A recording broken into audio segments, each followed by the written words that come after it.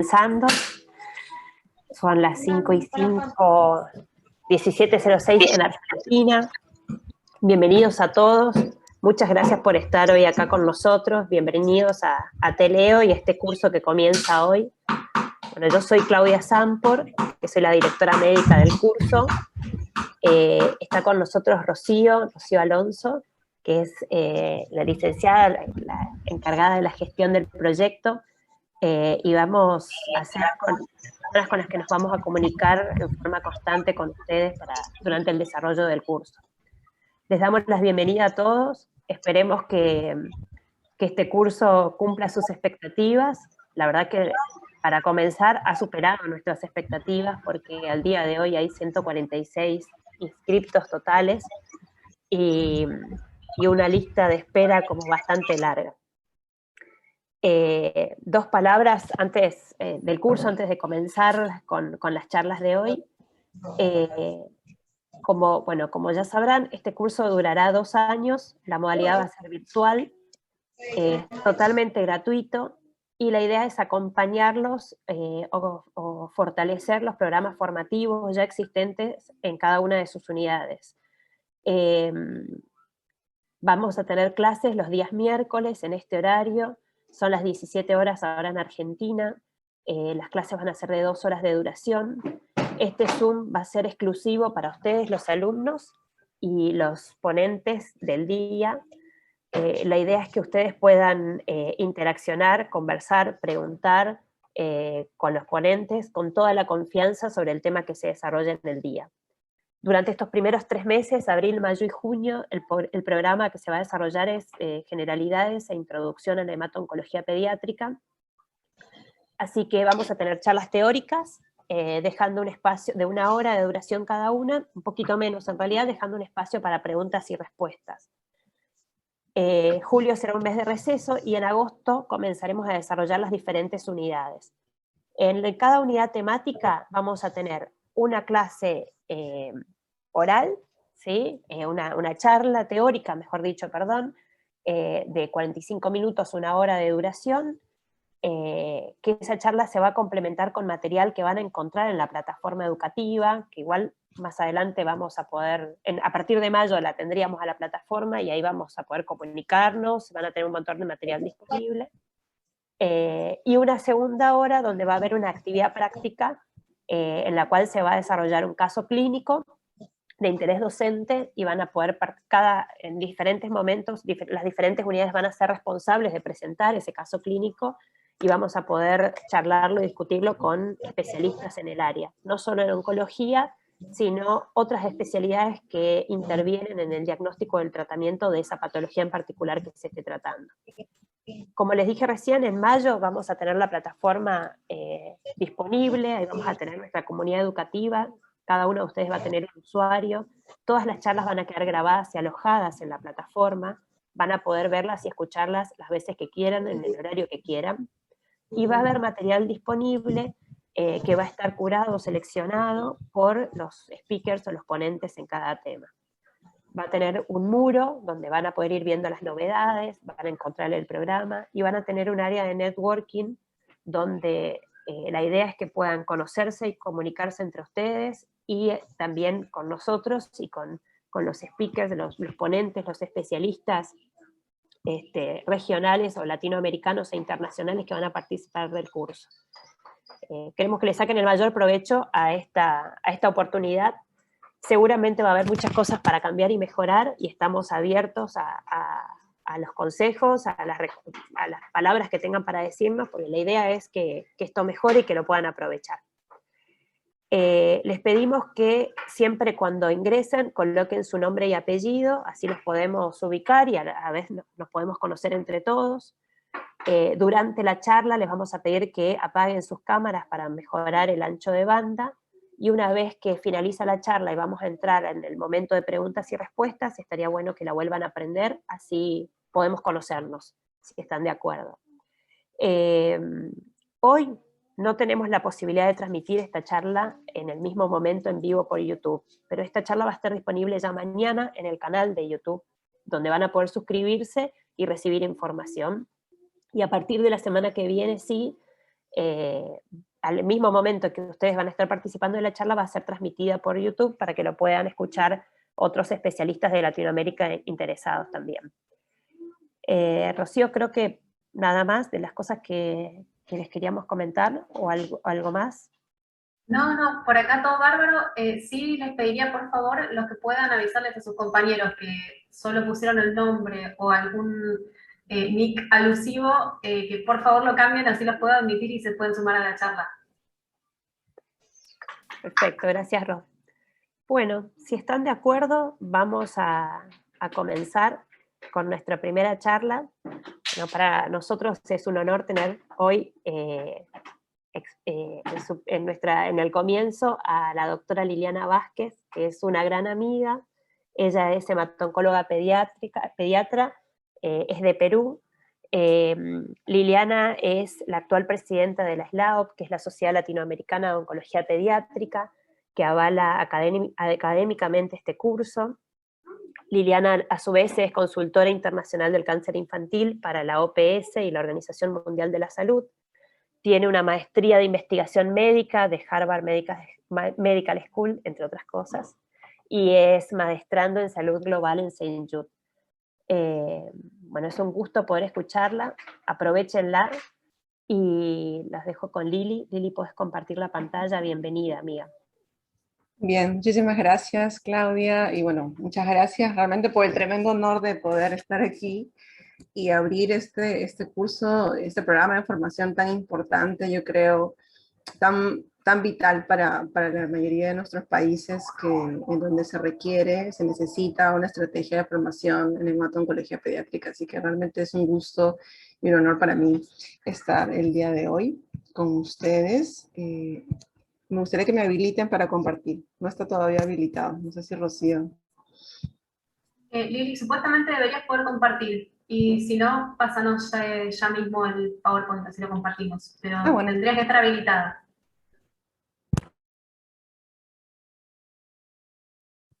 No, no me sale. Capaz si me haces el host un momento y luego te devuelvo el host. Gracias.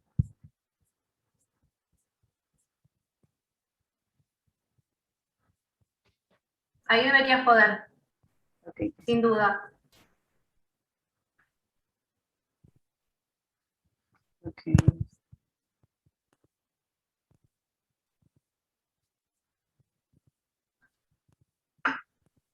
Ok, perfecto. Creo que ya se ve mi pantalla, me parece. Ahí se ve, claro que sí. ¿Sí? Listo, excelente. Entonces, bien. Bueno, esta charla realmente es el objetivo primario, es tener un panorama general acerca de la hemato-oncología pediátrica en Latinoamérica, acerca del cáncer infantil en América Latina. Y como bien decía Claudia, bueno, desde las tribunas que me encuentro yo ahora, que es la SLAOP y también la OPS, quería yo mostrarles un poco el enfoque, ¿verdad?, que tenemos de cáncer infantil, cómo es que nosotros quisiéramos trabajar, ¿no?, armónicamente con todos los involucrados. Les pediría así que tengan sus micrófonos cerrados para poder escucharnos bien. Perfecto, gracias. Entonces, para empezar, a mí me gusta mucho empezar este tema con lo que vendría a ser la incidencia y la mortalidad por cáncer infantil en América Latina, ¿verdad? O sea, cómo es que ha habido, digamos, hay diferencias, hay inequidades, ¿no?, entre los países, entre nuestros países en los que estamos, y que eso realmente, con el paso de los años, ha ido variando ligeramente, pero existen todavía muchas inequidades y muchas diferencias. Y por ejemplo, acá vemos en esta gráfica, que es de la Organización Mundial de la Salud, que las barras celestes son la incidencia, ¿no?, y que la incidencia para muchos de nuestros países puede ser bastante similar, no exageradamente diferente, pero cuando hablamos de mortalidad, sí que hay una diferencia muy importante y sustancial para muchos de nuestros países, empezando, por ejemplo, por mi país, ¿no? Perú, países como Honduras, países como Ecuador, países en los cuales probablemente, ¿no?, el cáncer infantil como problema de salud pública quizás no ha tenido un abordaje integral, ¿no?, y en los cuales se necesitan estrategias para poder mejorar, ¿verdad? Entonces, esto como para empezar, y nos da un panorama también global de lo que estamos ahora actualmente manejando. Igualmente lo que es la tasa de incidencia, pues Perdón, comentar... Lili, les pedimos por Sí, favor a todos que apaguen sus micrófonos.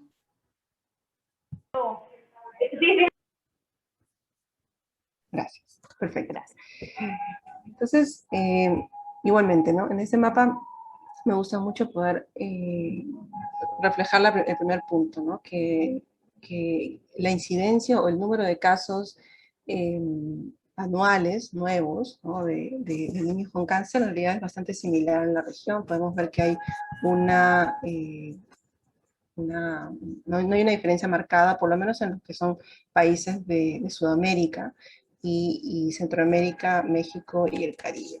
Sin embargo, cuando nos vamos a la mortalidad, igualmente viendo un mapa, yo creo que nos da un vistazo global, vemos que sí, que hay una diferencia, sobre todo probablemente un poco más desfavorable hacia los países andinos, países en donde la tasa de mortalidad por lo menos supera al promedio que se ve en otros países desarrollados, ¿no?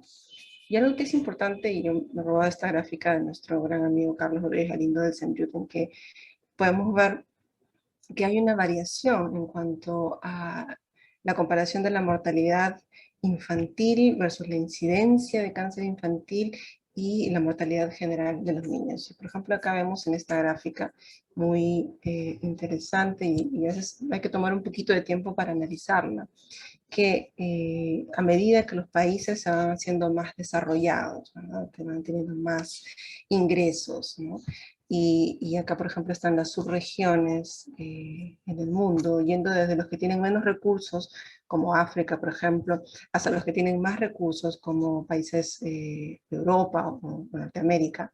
Entonces vemos que la mortalidad en general de los niños, ¿no?, la mortalidad infantil va a ir disminuyendo, ¿no? Eso es algo claro. Y la incidencia, ¿no?, de cáncer infantil usualmente se ve aumentado, va aumentando a medida que el país se va haciendo más desarrollado. Eso es muy interesante. Y a la vez, cuando uno ya lo compara con lo que es la mortalidad por cáncer infantil, esto tiene un comportamiento que hace una curva, en el cual países que son menos desarrollados o tienen mayores limitaciones económicas tienen una mortalidad baja. Y por otro lado, bien los países que tienen un mayor desarrollo o tienen más recursos, pues tienen una mortalidad baja también en comparación a los demás, ¿verdad?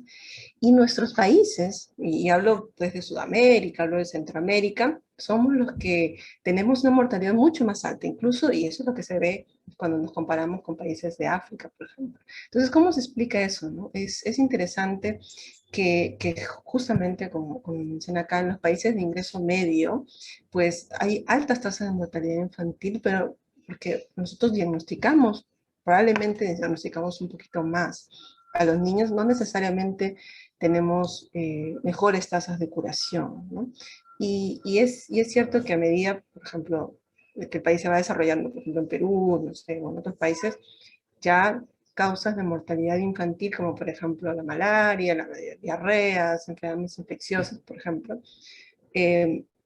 son una causa cada vez menor de mortalidad en el niño, como que le da una chance al niño para desarrollar cáncer, cosa que no pasa en los países más pobres, ¿no? Entonces eso se explica probablemente por estos dos fenómenos y se explica también por qué en nuestros países tenemos esta alta tasa de mortalidad.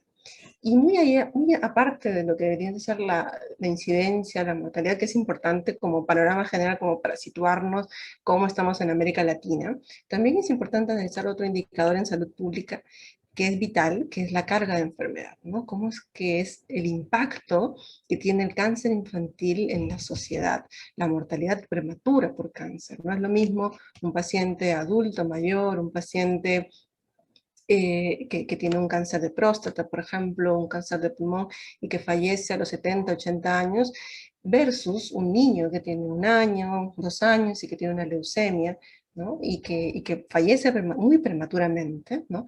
Y este acúmulo de años que se pierde, ¿no? Años de vida saludables en los que el niño puede, no sé, ser un profesional, ser una persona destacada, etcétera, tener una familia, una carrera, todos esos años acumulados de vida saludables, pues se conoce como carga de enfermedad. Y es un indicador de salud pública muy importante que me gusta mucho siempre resaltarlo en las presentaciones, porque sin duda el cáncer infantil ahora representa una gama de enfermedades con una alta tasa, una alta carga de enfermedad, probablemente por encima del cáncer de cuello uterino, por encima del cáncer de próstata incluso, que sabemos que son enfermedades muy prevalentes para nuestros países también. Y este mapa nos muestra justamente eso, ¿verdad? La carga de enfermedad.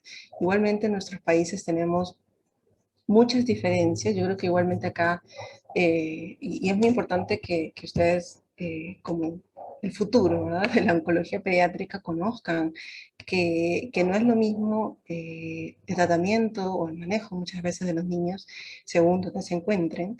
Eso también nos comentaba siempre nuestro amigo Carlos Rodríguez Galindo, que probablemente el factor más importante para la curación de un niño ahora es el lugar en donde vives, ¿no? Y eso no debe ser así, eso no puede seguir así.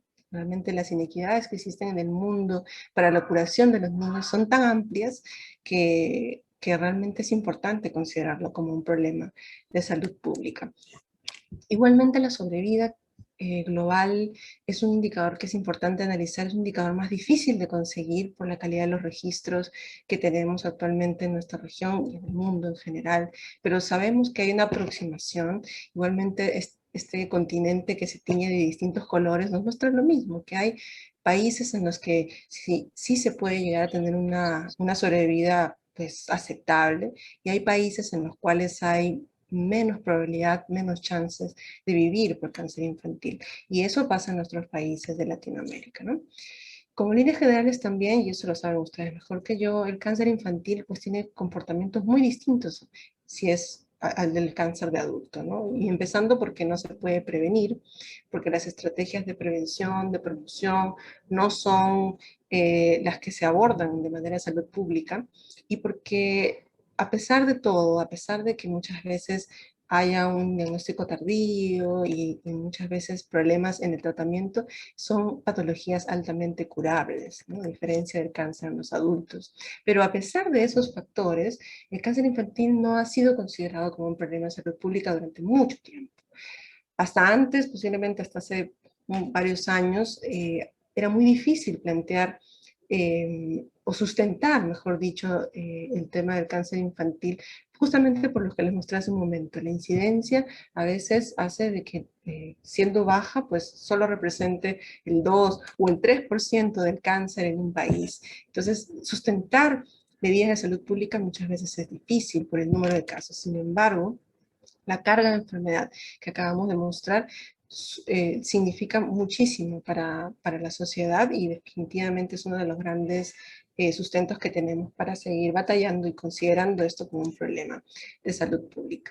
Igualmente, saber que hay diferencias entre los niños que viven en países desarrollados y los países que tienen menos recursos. Hemos hablado de la sobrevida, hemos hablado de que no existe una prevención en la gran mayoría de los casos, pero que sí hay una estrategia que es importante dar énfasis para poder tratar a los niños de forma oportuna y forma eficaz. Y en eso se basa justamente todo un análisis, ¿no?, de cuáles son los factores que hacen que los niños, pues, en Estados Unidos se curen más y acá se curen menos, ¿no? ¿Cuál es realmente el problema? ¿Qué es lo que hace que haya una inequidad tan grande, incluso dentro de un mismo país? Vamos a verlo en Brasil, en donde hay lugares que tienen una sobrevida estupenda, probablemente mucho mejor que Canadá, y hay países en los cuales la sobrevida puede ser tan baja como en África. Entonces, hay diferencias muy importantes, y ya existen muchos reportes. Por ejemplo, este es uno de mis favoritos, que habla de las causas y los factores que se asocian a esta menor tasa de curación, problemas de diagnóstico o no diagnóstico, problemas de mal diagnóstico, problemas de abandono del tratamiento, de mortalidad tóxica que vemos aquí en esta gráfica, y que, por ejemplo, esta es una gráfica de países, países desarrollados, países de altos recursos, y esto es lo que pasa en nuestros países, ¿verdad? Hay un porcentaje, ¿no?, de niños que tienen problemas durante el proceso de su diagnóstico, de su tratamiento, que hacen que no lleguen a la meta, ¿no? Por lo tanto, el porcentaje de cura va a ser mucho menor. Y entonces, cuando uno lo ve en panoramas generales, pues hay hasta 6, o probablemente más, factores que están causando que haya una deficiente sobrevida de niños con cáncer, ¿no? Los he resumido aquí un poco como para, de manera educativa, de manera también para generar discusión. Es un tema apasionante, yo diría, y que por supuesto que la solución no la tenemos, yo creo que no la tiene todavía nadie, pero sí se está trabajando muy fuerte, y seguramente a ustedes también les va a tocar trabajar en estrategias para mejorar esto, ¿no? El diagnóstico tardío o no diagnóstico, el abandono del tratamiento, la malnutrición como factor importantísimo, el problema del soporte oncológico, el cuidado paliativo y el entrenamiento de recursos humanos, que es algo que justamente nos lleva a estar aquí. En cuanto al diagnóstico tardío, conocer de que hay unas grandes diferencias también, ¿no? El diagnóstico tardío nos suena que el niño llega tarde al diagnóstico, llega con una enfermedad avanzada, llega con un tumor metastásico diseminado, y eso hace que pues, las tasas de curación sean mucho menores, ¿no? Se dice que probablemente en nuestros países, en América Latina y el Caribe, cerca del 20 al 30% de los niños no van a llegar a tener un diagnóstico, y gran parte del problema viene a ser el entrenamiento de recursos humanos, la capacitación de los personal de salud y la falta de un sistema adecuado de referencias. En esta gráfica, por ejemplo, y también me gusta mucho verla, hay una diferencia muy importante en cuanto a lo que son regiones, ¿no? Europa, África, Latinoamérica, etcétera. Y acá vemos, por ejemplo, nuestra realidad, lo que vemos en Centroamérica, lo que vemos en Sudamérica, que por lo menos de un 20 a un 30% de los niños no llegarían a estar diagnosticados. El problema del registro también es un problema importantísimo. Seguramente mi colega Florencia nos va a ilustrar un poco más acerca del problema de los registros, pero viendo nada más este mapa nos damos cuenta que la calidad de los registros, o sea, de esos niños que finalmente tienen un registro válido, ¿no?, de cáncer infantil en sus países, bien sea, este gráfico más se refiere a los registros poblacionales, no tienen una calidad ni siquiera muchas veces subóptima, y no tienen una cobertura adecuada, ¿no? Por lo menos en nuestros países sabemos que muchos de ellos cuentan solamente con un registro subnacional que no llega ni siquiera a un 20-30% de los casos, o a ningún registro en alguno de los casos. Por otro lado, el abandono de tratamiento es un problema multisectorial, es un problema de la sociedad realmente. ¿Cuántos de ustedes seguramente en su práctica ya han visto familias que han tenido realmente el problema, ¿no?, social, económico, cultural también, y se han enfrentado con familias que rechazan el tratamiento o lo abandonan cuando ya ven que el niño está mejor y de pronto se va, ¿no? Es un problema grave, es un problema que afecta a nuestros países de manera muy profunda. Yo diría que, por lo menos la experiencia que tenemos en Perú, hasta un 20% de niños pueden llegar a abandonar el tratamiento, y eso es un parámetro bastante alto en relación a otros países, pero que incluye... Lili, sí. Lili, perdón que te interrumpa. ¿Podrías hablar un poquito más lento? Tenemos muchos alumnos que son de Brasil y que entienden, pero por ahí si hablas un poquito más lento creo que les sería un poquito más fácil. Sí, perfecto, no hay Muchas ningún gracias y problema. perdón la interrupción. No, no te preocupes. Perfecto. Igual, si yo no estoy viendo ahorita el chat, quizás por ahí tú me avisas cualquier comentario también. Por supuesto, por si es supuesto. necesario, porque no lo puedo ver, no sé por qué. No hay problema, tranquila, yo te aviso. Ok, genial. Entonces, este tema del abandono de tratamiento es fundamental. Se considera que es un problema bastante grave. La definición del abandono de tratamiento es la descontinuación de un tratamiento curativo, más no paliativo, curativo, de los niños por al menos 4 semanas, ¿no? Y es una de las principales causas de recaída, de falla al tratamiento.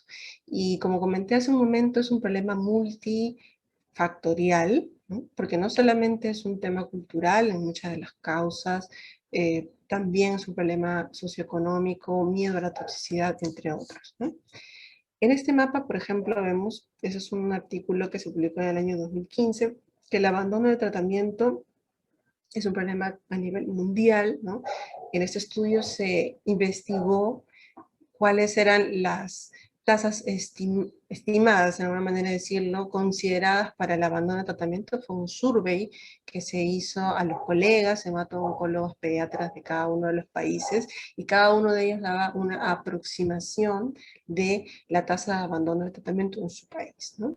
Y por ejemplo, vemos que en América Latina, si bien es cierto, en muchos países no representaba ni un 5% de la tasa de abandono de tratamiento, sí que muchos otros países, sobre todo de esta franja andina, Colombia, México, Perú, Ecuador, Bolivia, ¿no? Se ve que hay un problema importante. Probablemente en países como el mío, en Perú, se ha quedado corto porque nosotros estamos en un porcentaje mayor al que refleja aquí. Si bien es cierto, no es un estimado exacto de lo que sucede, es bastante próximo a la realidad. Y yo creo que eso refleja bastante el hecho de que el abandono de tratamiento tiene unas altas tasas muy heterogéneas en nuestro continente, ¿no?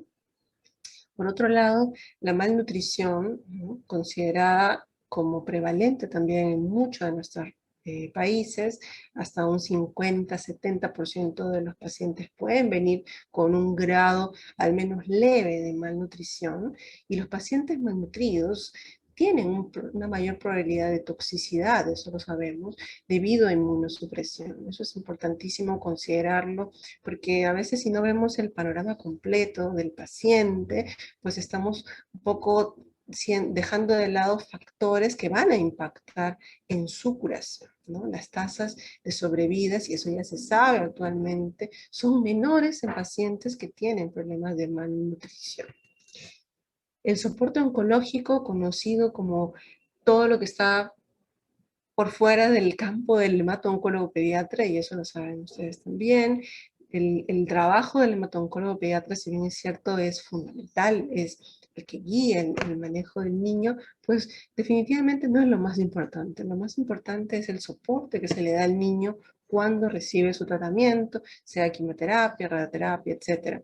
Y eso está considerado, por supuesto, los servicios de cuidados intensivos, de pediatría, de infecciones, ¿verdad? Todos los servicios o especialidades o áreas que van a trabajar con los niños y que justamente son importantes para evitar problemas como la mortalidad asociada a infecciones o mortalidad tóxica, ¿no?, que le llamamos, que en nuestros países puede ser hasta un 25%, 15 hasta un 25% más en países de bajo y medio ingreso. Y ligado a esto también la falta o la escasez de hemoderivados, ¿verdad? Sangre, plasma fresco congelado, plaquetas que tenemos en nuestros países y que muchas veces impacta también en el pronóstico de los niños. El cuidado paliativo es fundamental. Durante mucho tiempo se pensaba que el cuidado paliativo solo era para los niños que estaban en un estadio avanzadísimo. Ya no se usa el término terminal, pero sí al final de la vida, ¿verdad? Cuidados al final de la vida. Pero antes se pensaba que era pues un tratamiento muy específico para niños que ya estuvieran en una última etapa. Sin embargo, ahora se sabe que los cuidados paliativos es un manejo integral desde el diagnóstico muchas veces para los niños, ¿no? Y también impacta en su sobrevida y sobre todo en la calidad de vida de estos niños, ¿no? La falta de equipos especializados dedicados a los cuidados paliativos y manejo del dolor, la falta de apoyo en la etapa del duelo, el pobre acceso a los opioides, son problemas importantes y que también afectan a la sobrevivencia de los niños. Y finalmente, yo creo que uno de los problemas más grandes y que creo que es uno de los motivos por los cuales estamos hoy reunidos y que los felicito porque realmente tener el interés en fortalecer, ¿verdad?, la currícula, ¿no?, que ustedes están llevando con ese tipo de formación, por supuesto, a todo el equipo del programa de Teleo, porque esta iniciativa es fantástica, justamente porque aborda el problema del entrenamiento de recursos humanos, que es un factor importante, vital, para mejorar la sobrevivencia de los niños con cáncer. Justamente el poco acceso a los programas educativos de alta calidad, que es lo que busca hacer Teleo, conlleva a una mayor tasa de mortalidad, ¿no? Programas que tengan especialización incluso para otros equipos, no solo oncología, sino también enfermería y otras ramas, pues van a impactar definitivamente en la sobrevivencia de estos niños. Y cuando uno junta todos estos factores, es como cuando ese dicho que es muy famoso, que es la unión hace la fuerza, ¿no? Entonces, se sabe que cuando un país o una región interviene, hace un programa aislado, por ejemplo, detección temprana por un lado, abandono de tratamiento por otro, si bien es cierto, es importante y mejora las chances de sobrevida de los niños, lo más importante es que la combinación de estrategias es lo que realmente va a hacer una diferencia en mejorar el acceso al diagnóstico y tratamiento y disminuir la mortalidad, ¿no? Entonces, eso es vital, saber que no solamente podemos o debemos abordar una sola de estas ramas, de estos problemas, sino también tratar de aliviarlos de una manera más integral, ¿no? Y ahí viene realmente el enfoque que es importantísimo conocerlos como futuro de la oncología pediátrica, como médicos que están en formación para lo que es la hemato-oncología pediátrica de Latinoamérica, que existen ya muchísimos grupos, ¿no?, consorcios, sociedades, asociaciones, que están intentando mejorar esta realidad de los niños. No todo es malo, definitivamente hay muchísimos esfuerzos de hace muchas décadas de los colegas de poder salir a decir realmente la realidad del cáncer pediátrico y que nos toca a nosotros continuar eso, continuar esa labor por el tiempo que sea posible. Desde los años 70, los años 80 y así, los grupos regionales y nacionales han estado ya velando por poder mejorar el acceso al tratamiento, para poder participar en estudios de investigación, protocolos nacionales, internacionales, colaborativos, como por ejemplo el GAPTAD, SOBOPI, el PINDA, ¿no? La OPCA, por supuesto SLAOP, que es la Sociedad Latinoamericana de Oncología Pediátrica, GALOP, CLEOP, y grupos que cada vez están más unificados, cada vez están más articulados con una visión global para mejorar el cáncer infantil. Y es así que entonces tenemos actualmente la ventaja de no partir de cero, de tener una estrategia regional, ¿no?, tanto del componente de educación como lo es, por ejemplo, el programa Teleo y algunas otras estrategias que se han hecho años anteriores, también de lo que es investigación, colaboración acerca de los grupos más fuertes posiblemente de la región como Gallup, como CLEOP, ¿no?, como OPCA en Centroamérica, en donde hay grupos colaborativos que trabajan específicamente con tipos de cáncer infantiles. Y por supuesto los grandes colaboradores para nosotros que tienen una presencia mucho mayor ahora, yo creo que más que nunca, ¿no?, en el marco de esta movida que llamamos nosotros la Iniciativa Mundial contra el Cáncer Infantil de la OMS, y por supuesto la Sociedad Internacional de Oncología Pediátrica, el St. Jude Children's Research Hospital, y para nosotros el gran aliado que es My Child Matters, que de la Fundación Sanofi Espoir, tienen consigo la misión, ¿no?, de poder mejorar el tratamiento de los niños con cáncer en el mundo y por supuesto incluyendo también en Latinoamérica.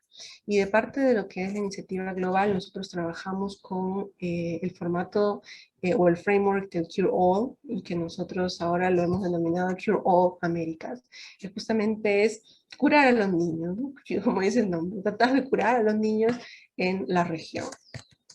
Y esa iniciativa no partió de ahora, partió de hace ya algunos años, primero desde la ONU, luego con una resolución de la OMS en donde se dijo, pues sí, el cáncer infantil es un problema grave y tenemos que tomarlo con seriedad y con toda la propiedad del mundo para poder avanzar. Así se lanzó la Iniciativa Global contra el Cáncer Infantil en el 2018 y en la región de las Américas, Perú, países de Centroamérica y el Caribe fueron elegidos para poder empezar esta iniciativa global contra el cáncer infantil, el cual tiene un mandato que es mejorar por lo menos hasta el año 2030 1 millón de vidas adicionales y por lo menos alcanzar una sobrevida de un 60% de los niños con cáncer a nivel global. Eso es prácticamente lo que el objetivo final, ¿verdad? La finalidad de esta iniciativa que es súper ambiciosa y que busca trabajar de la mano con los países y con las regiones, ¿no? Para poder llevar a cabo dos objetivos: incrementar la capacidad de los países en tener servicios de calidad y priorizar el cáncer infantil a nivel político, a nivel de gobierno, ¿no? Como un problema de salud pública. Y es así que se empezó el camino con Perú, con Centroamérica, el Caribe, y ahora se están expandiendo a otros países también en el marco de este paquete técnico del Cure All. Y bueno, comentarles que existe digamos, una integración de estrategias, ¿no? Para poder llevar a cabo esta iniciativa, entre ellas poder asesorar a los países, ¿no? Para poder hacer sus planes nacionales de cáncer, primero con una evaluación diagnóstica, luego con una planificación, costeo y financiamiento, posteriormente una implementación y finalmente una monitorización de la iniciativa. Y así es que hemos podido y estamos todavía trabajando de la mano con los gobiernos para poder alcanzar el objetivo de que los países entren, ingresen y puedan tener esta oportunidad de mejorar la atención de los niños en el marco de la Iniciativa Global contra el Cáncer Infantil. Y muy fuerte ese trabajo con Perú, con Panamá, con países de Centroamérica, quienes ya han podido aprobar, publicar, validar el Plan Nacional de Cáncer Pediátrico. Y por supuesto ahora estamos integrando muchos más países también de Sudamérica, de Centroamérica y del Caribe en esta lucha, ¿no? Por tener una visibilidad del cáncer infantil.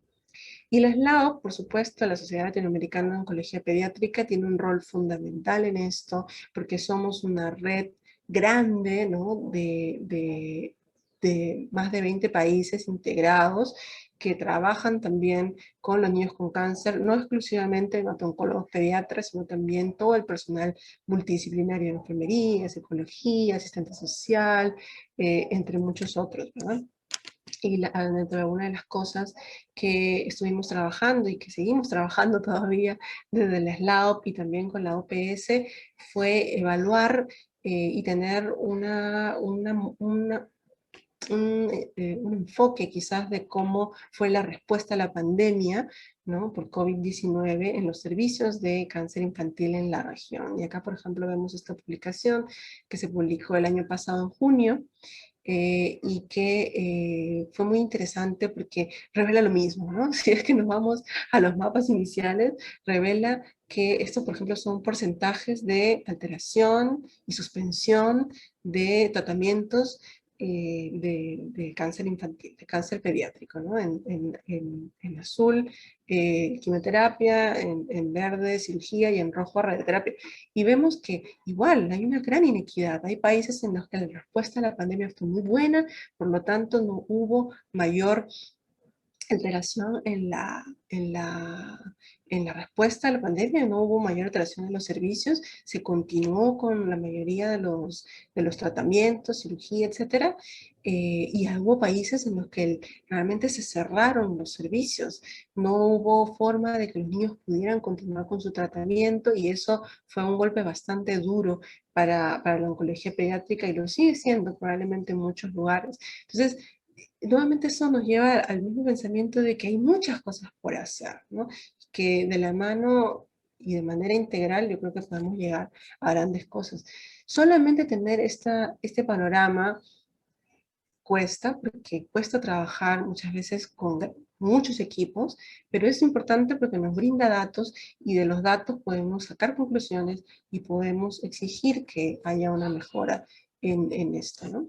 Y por supuesto el SLAB también tiene una responsabilidad en ese sentido, en la parte también del entrenamiento de recursos humanos, y nosotros trabajamos en el marco de los capítulos del SLAUP, de enfermería, de psicología, cuidados paliativos, justamente alineados a los problemas más importantes y a las multidisciplinas que trabajan con nosotros, ¿verdad? Y que son parte realmente de nuestra sociedad. En cuanto al entrenamiento de recursos humanos, también es importante mencionarlo, una piedra angular del programa Teleo fue el trabajo de armonizar un programa educativo, ¿no?, para la formación en hemato-oncología pediátrica en América Latina, que fue, bueno, un trabajo liderado por Guillermo Chantada y en el cual colaboramos varios colegas, sobre todo los que están más involucrados en la parte de educación, ¿no?, y que yo creo ha formado parte del inicio, ¿no?, del programa de Teleo para residentes justamente y fellows, y que ahora es una realidad.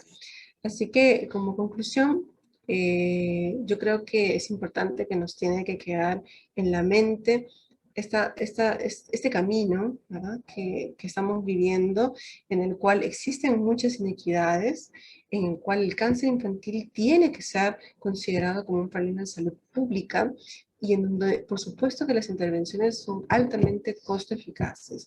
Se dice que por cada dólar invertido en cáncer infantil, al gobierno se le va a devolver $3 en, por supuesto, en todo lo que es la inversión en salud pública. Entonces, es una enfermedad, o una serie de enfermedades muy costo eficaces en términos de las actividades que se plantean.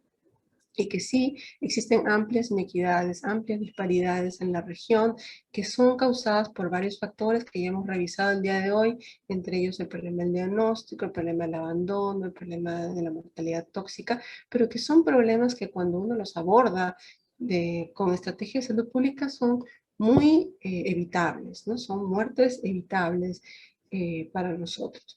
Y que una de ellas, evidentemente, es el entrenamiento de los profesionales de salud de cáncer pediátrico. Es un pilar para mejorar la sobrevida de los niños, no solamente en América Latina y en el mundo. Y ahí dejarlo con dos palabras claves, yo creo que es la colaboración, que yo creo que es, el programa Teleo es, creo que la clara evidencia de colaboración, en el cual también felicito a la Fundación Messi, al Hospital San Juan de Dios, que están organizando este programa junto con nosotros, la SLAUP, con Maicha Matters, por supuesto, y con el St. Jude, ¿no? Trabajando en colaboración, yo creo que se llegan a grandes cosas, y por supuesto la educación, que es lo que nos importa ahora más que nunca. Así que muchas gracias, y cualquier consulta o pregunta, encantada de poder resolver. Muchas gracias, Liliana, por tu presentación. La verdad que estuvo excelente.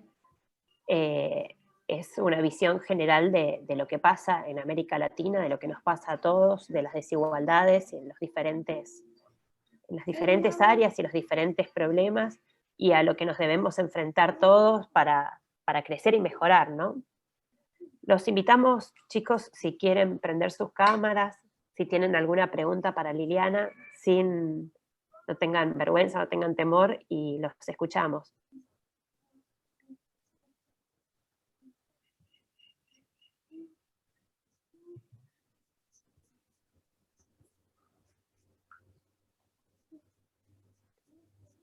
Yo quería añadir quizás, mientras alguien hace una consulta, que desde la SLAUP nosotros tenemos un tipo de membresía que se llama el socio en formación.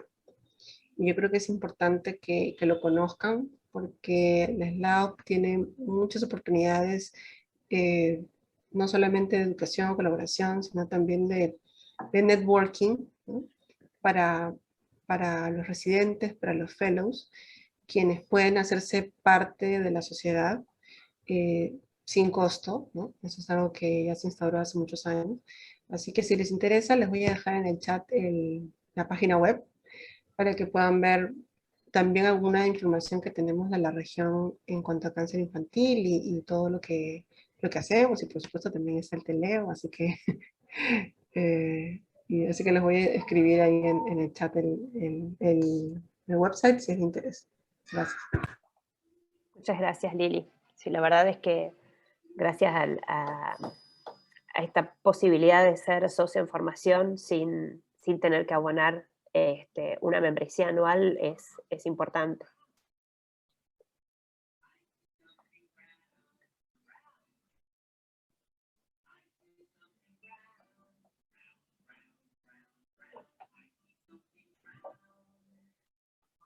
No sé si alguno quiere hacer algún comentario, tiene alguna pregunta. La verdad es que somos todos, creo que todos los países de Latinoamérica tienen un representante en el día de hoy,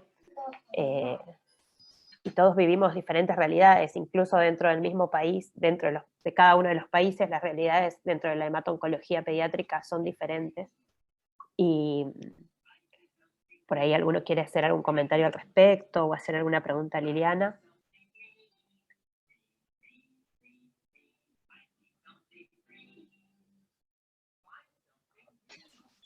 Hola, sí, no sé si me escuchan. Hola, sí, te escuchamos, Alejandra, bienvenida. Yo soy Buenos Aires, soy ecuatoriana, pero estoy haciendo la residencia en Guatemala. Bueno, primero agradecerles por la oportunidad de este programa, me parece súper bueno para todos los que estamos en formación. Y la otra cosa era si vamos a tener el acceso tal vez a la bibliografía que se presentó en la charla, para poder revisar también los trabajos que se presentaron acerca de la epidemiología y poder abarcar un poquito más lo que se habla el día de hoy. Gracias.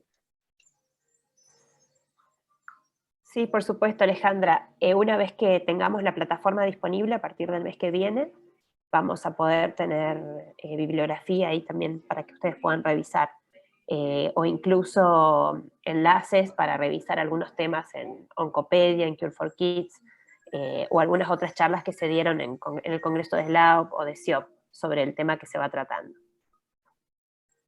Sí, también quiero agregar, Sí, que a través de Resonance, mientras tanto, hasta tanto esté la plataforma lista, también les vamos a hacer llegar información y bibliografía. Sí, van a recibir en los próximos días un mail de Resonance. Revisen por las dudas en spam para que puedan registrarse y que lo utilicemos como grupo y comunicación hasta tanto esté la plataforma disponible. Buenas tardes. Sí, buenas tardes. ¿Qué tal, doctora? Soy Jen Atanasio, soy residente de Oncología Pediátrica del Hospital Rebagliati de Lima, Perú. Doctora Liliana, buenas tardes. Doctora Liliana, en la charla me quedó una duda, ¿no? Una duda muy grande, si saber si realmente existe algún país en Latinoamérica en la que consideren el cáncer infantil como problema de salud pública, o sigue siendo esto una lucha diaria con la que nos estamos enfrentando. Gracias. Sí. Y realmente es una pregunta bien difícil de contestar, porque yo creo que la lucha por visibilizar el tema del cáncer infantil como un problema de salud pública es una lucha constante. O sea, no es algo que va a quedar escrito en piedra para un gobierno, para un plan, ¿no? Particularmente en el Perú, por ejemplo, se ha considerado como un problema de salud pública a nivel de los planes, digamos, que se han estado validando, se han estado publicando. Por supuesto que hay gobiernos en donde la voluntad política es estupenda y tienen programas hermosos nacionales de cáncer infantil. Y bueno, ahí también reconozco el trabajo, por ejemplo, de Flor Moreno, ¿no? En Argentina, con el programa que tienen ellos, el PINDA, en Chile, que son dos programas nacionales de cáncer infantil que son un modelo realmente para poder seguir para otros países como los nuestros. Entonces, sí es cierto que existen muchas diferencias en cuanto a país, Pero nuevamente, yo creo que esta lucha por visibilizar este problema es un tema que no es solamente responsabilidad del Estado, del gobierno en sí, es una lucha de todos, realmente. O sea, a veces es un error simplemente decir, bueno, que el gobierno lo solucione, que el gobierno lo haga, que el ministerio lo arregle, pero no, en realidad la experiencia que tuvimos en Perú, justamente, para, para sacar adelante la ley, por ejemplo, del cáncer infantil, y que es una experiencia que han tenido también otros países, y no solamente con el cáncer, sino con otros problemas, es que la única forma de llegar a un movimiento de este tipo es estando unidos y que cada uno luche desde donde está. Los hospitales, los gobiernos, las fundaciones, los padres, organizaciones de padres, ¿no? Y demás actores, todos tienen que estar sintonizados en el mismo objetivo, ¿no? Tratar de tener el mismo objetivo para poder hacer grandes cosas. Así que yo creo sinceramente que ese es el camino para poder llegar a resultados buenos, sin duda. Gracias, doctora. Gracias, Lili. Acá Gracias. Fabio da Silva, de INCA, de Brasil, pregunta, quisiera saber si además de los programas de apoyo y capacitación, si los grupos colaborativos en América Latina tienen algún proyecto de apoyo para la provisión de medios de diagnóstico y medicamentos para los países de América Latina más necesitados. Sí, bueno, yo sé que existen varias iniciativas dentro de la región, particularmente los que más trabajan con proyectos colaborativos son dos. El CLEOP, ¿no? Que es el Consorcio Latinoamericano de Enfermedades Hemato-Oncológicas Pediátricas, y el GALOP, que es el Grupo de América Latina, ¿no? Oncología Pediátrica. Y ambos tienen un panorama bien interesante de proyectos que incluyen también básicamente temas de investigación. No tengo el detalle exacto de si es que alguno de ellos específicamente aborda temas, por ejemplo, de medios diagnósticos, ¿verdad? O de fármacos, pero con gusto en nuestra página web tenemos nosotros el link para poder llegar a las páginas de estas organizaciones, ¿verdad? Que tienen estos programas y que, bueno, son probablemente los más fuertes, ¿no? En América Latina. Hay otros que también, evidentemente, como OPCA, que son un poco más, tienen mucho más años también y tienen buenos resultados, trabajan exclusivamente para Centroamérica. Pero si hablamos de Sudamérica, yo creo que Galo, CLEOP son los que tienen mayor alcance. Muchas gracias, Lili, por tu respuesta. Hey, mami. Y felicitaciones a los que se animaron a preguntar y a participar.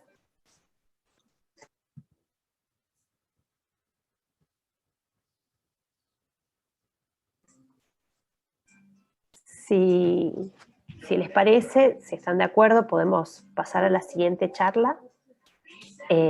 Muchas gracias, Lili, nuevamente por tu charla, estuvo excelente. Gracias por abrir este curso.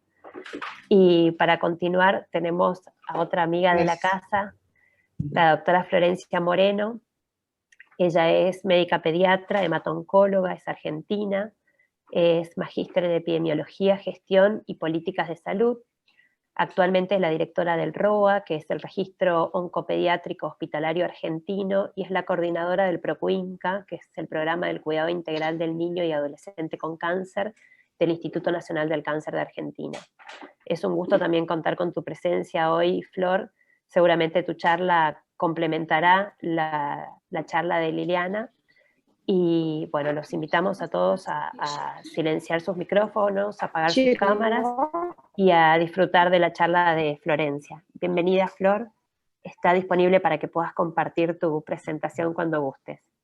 Perfecto. Bueno, primero de todo agradecer como siempre, agradezco el poder compartir toda esta información que se genera con una red humana increíble. Así que, bueno, vamos a compartir la presentación.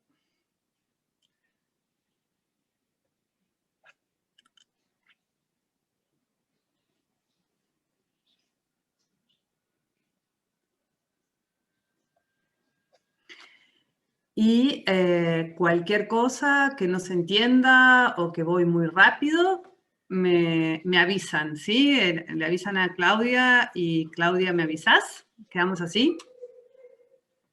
Por supuesto, Flor. Bueno, entonces vamos a empezar. ¿Cuál va a ser el recorrido de temas que pensé que sería interesante compartir con ustedes? Bueno, primero quiero felicitar a Liliana por la exposición que hizo, que fue maravillosa y que por suerte nos pusimos de acuerdo porque si no íbamos a superponernos y la verdad que hizo un trabajo que yo jamás podría haberlo hecho tan bien como lo hizo ella. Así que yo voy a ir más por la parte de la epidemiología específica, ¿sí? Entonces, el recorrido de temas es, primero, ¿cómo generamos los datos? ¿Qué información básica nos brindan esos datos? ¿Y para qué los podemos usar? ¿Para qué podemos usar esa información? ¿Sí? Más o menos ese va a ser el recorrido de lo que voy a compartir con ustedes. Entonces, ¿cómo generamos los datos? Primero vamos a definir a la población a la que queremos estudiar. Eso se llama el denominador, o sea, queremos estudiar una población de un país, de un municipio, de una provincia, de un hospital. Muy importante definir qué población queremos estudiar. Si vamos a hablar de poblaciones geográficas, van acompañadas de lo que son los censos. Entonces, en el caso nuestro, que trabajamos en niños en una población pediátrica, sería la población de menores de 15 años. Ese sería nuestro denominador, o menores de 19 años. Pero definimos el denominador, es lo primero que tenemos que hacer. Después, ¿qué son los casos incidentes? Vos, para poder definir un caso incidente, necesitas saber qué fecha se diagnosticó en qué año determinado, porque es un denominador, que es la población, sobre un evento en un periodo. Siempre en general usamos el periodo año, ¿sí?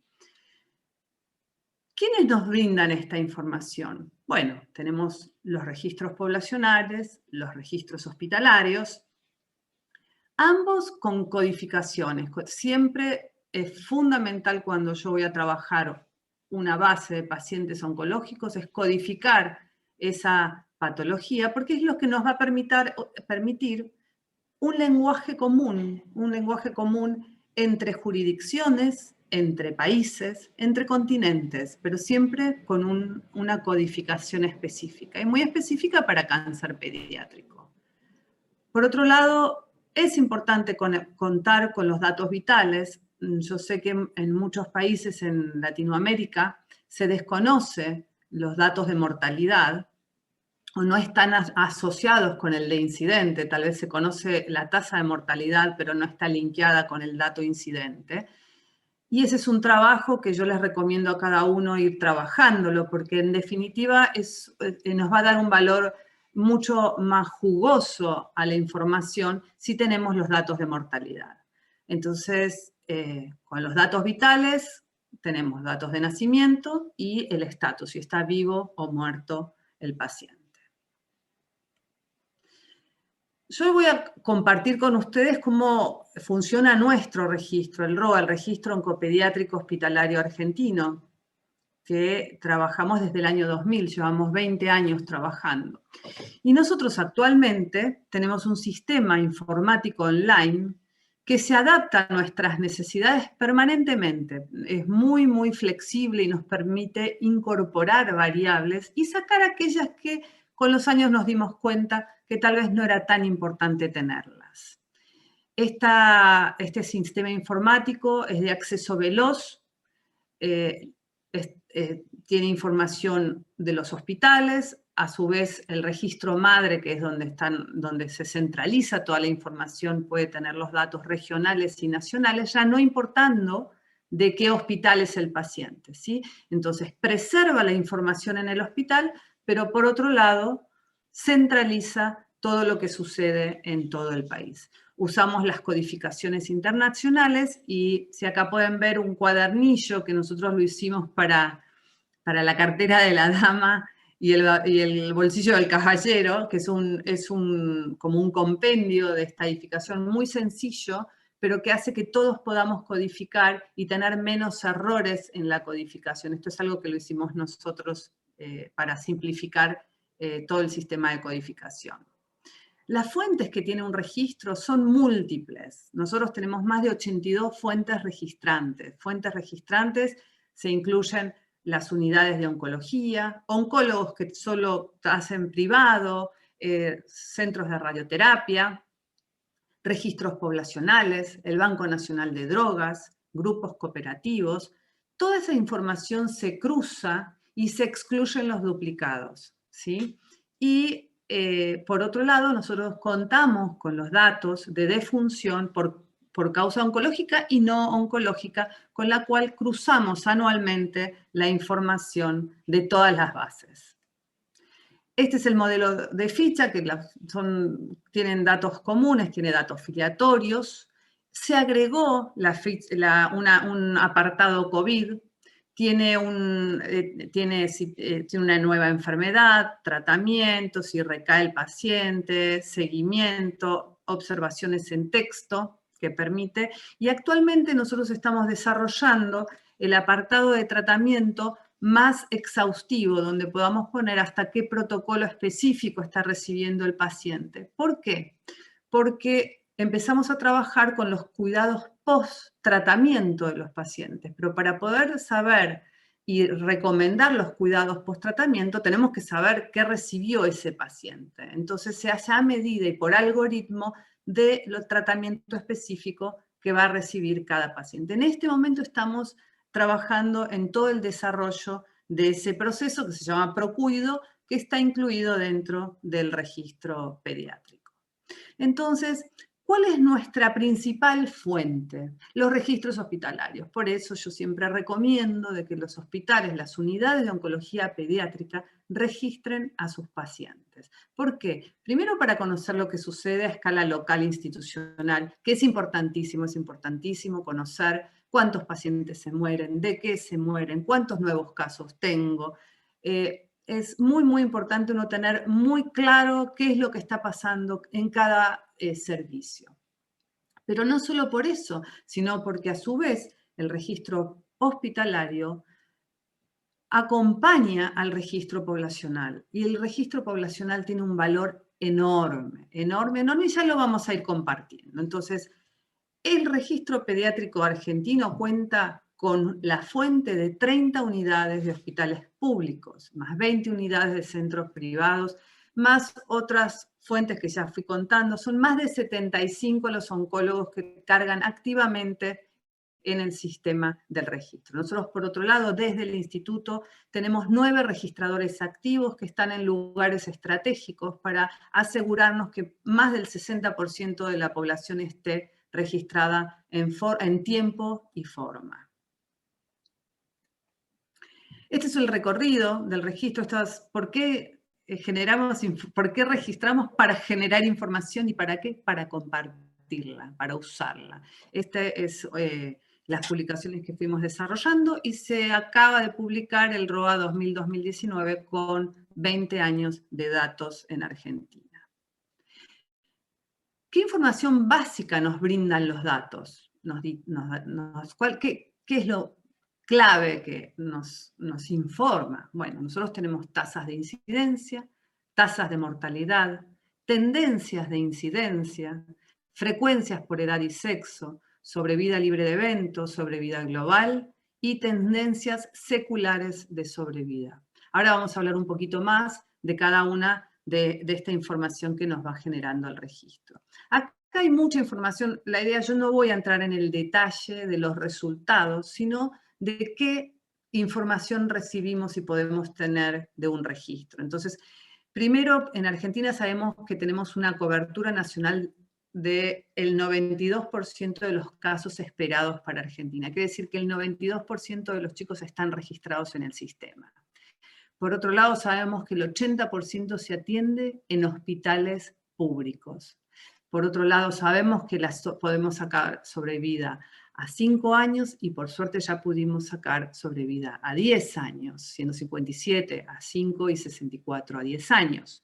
Por otro lado, conocer la distribución por frecuencia relativa por los distintos grupos tumorales, que acá se observan que las leucemias es el primer caso, el primer tumor, le siguen sistema nervioso central, linfoma, esto todos ya lo saben, somos todos oncólogos infantiles o estamos en la formación, pero sabemos cuáles son las frecuencias relativas más comunes en pediatría. Por otro lado, tenemos que la sobrevida, tenemos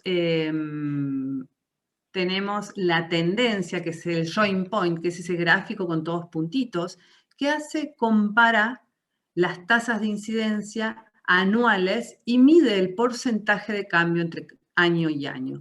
Y en Argentina la tendencia es estable en los últimos 19 años. Por otro lado, hay un gráfico donde muestra sobrevida y muestra 3 curvas. Eso se llaman curvas seculares y que para mí son importantísimas porque lo que hacen es evaluar la sobrevida en cortes de periodos de tiempo y lo que uno ve es si hubo una modificación a lo largo del tiempo. Y muchas veces nosotros hacemos intervenciones, como puede ser cambiar de protocolo, como puede ser manejar la neutropenia febril de una manera distinta, y uno con esta técnica puede evaluar si hubo impacto o no a partir de las intervenciones. Por otro lado, acá uno lo que puede ver es que son los datos del ROA del 2000-2019 con más de 27.000 pacientes registrados por tumor y cómo se ve la cantidad de casos que hay por año, y a la derecha está la tasa estandarizada con sus intervalos de confianza. Pero por otro lado, también podemos hacer esto por las jurisdicciones, podemos ver las distintas jurisdicciones con las poblaciones de menores de 15 años para cada jurisdicción, los casos que han tenido por año y las tasas estandarizadas. Y acá también tenemos la cobertura del registro para cada jurisdicción. Y esta información también la podemos tener por el ICCC, que es el International Classification of Childhood Cancer, desglosado por patología específica. Entonces esto lo podemos saber por leucemias linfoblásticas, mieloblásticas y así los subgrupos de los tumores más frecuentes. Por otro lado, pudimos agruparlos según los grupos etarios, según si es de 0 a menores de 1 año, de 1 a 4, 5 a 9, 10 a 14. En esta publicación nosotros incluimos el grupo etario de 15 a 19. Y a mano derecha pueden observar en el gráfico inferior, esto es las distintas unidades de hemato-oncología con el promedio anual. Entonces se puede ver qué porcentaje abarcan dependiendo la cantidad de unidades de oncología pediátrica que vayamos incluyendo. En este caso, el 46% de los niños con cáncer en Argentina se atienden en 2 centros, en 2 unidades de hemato-oncología pediátrica. También podemos observar por patologías específicas, este es el caso, por ejemplo, de las leucemias, y podemos hacer el joint point que yo les mostraba para ver si hubo una tendencia en aumento o no por una patología específica. En este caso, en las leucemias, la tendencia se mantuvo estable en todo este periodo de tiempo. Pero les puedo contar que, por ejemplo, para los linfomas, la tendencia disminuyó. Se desconoce la causa de por qué disminuyó, pero este mismo fenómeno se reproduce en muchos países del mundo. Por otro lado, está la curva de sobrevida, 5 y 10 años, de las leucemias en general, las leucemias agudas, linfoblásticas y mieloblásticas. También podemos saber el patrón migratorio de tratamiento. Es el paciente que en algún momento debe migrar para ser parte del tratamiento o todo su tratamiento a otra jurisdicción. Y en el caso de las leucemias, el 39% en algún momento debe emigrar. Esto corresponde a pacientes que tienen que trasplantarse o pacientes que reciben altas dosis de metotrexato y en el lugar y en su unidad de origen no pueden realizar ese tratamiento. Otras veces también son pacientes que tienen complicaciones clínicas severas que deben ser también trasladados. Esto también hablando de las leucemias, pero esto mismo uno lo puede estudiar en los distintos tumores. En este caso observamos que es muy interesante lo que yo les contaba de las sobrevidas seculares y cómo en las leucemias mieloblásticas se ve cómo a medida que fueron pasando los años fue mejorando la sobrevida de las leucemias mieloblásticas. A mano izquierda son las leucemias linfoblásticas y se acoplan periodos y en 2 periodos no hubo mejora en la sobrevida, pero entre uno y otro sí. Por otro lado, y esto es importante, también interesante, uno puede analizar los momentos de muerte del paciente. Y en pediatría, en oncopediatría y especialmente en las leucemias, es muy importante poder evaluar la mortalidad al mes y al año del diagnóstico de la leucemia. Y a veces haciendo intervenciones uno puede ver cómo impacta en la disminución de la mortalidad al mes y al año. Fundamentalmente con lo que es la educación, la colaboración y el sostén del paciente. Entonces, otra cosa que podemos trabajar también en los registros son los segundos tumores. Nosotros con un total de primeros tumores de 27.000 tuvimos 132 segundos tumores y pudimos hacer algunos análisis de estos segundos tumores. Y por otro lado, podemos saber que les conté que adaptamos nuestro sistema del registro a lo que es un apartado de lo que es el paciente con COVID. Nosotros hacemos informes, al principio hicimos informes semanales comunicando a toda la comunidad de oncólogos del país para contarles cómo era la situación de los pacientes oncológicos, porque al principio se desconocía y se sabía muy poco.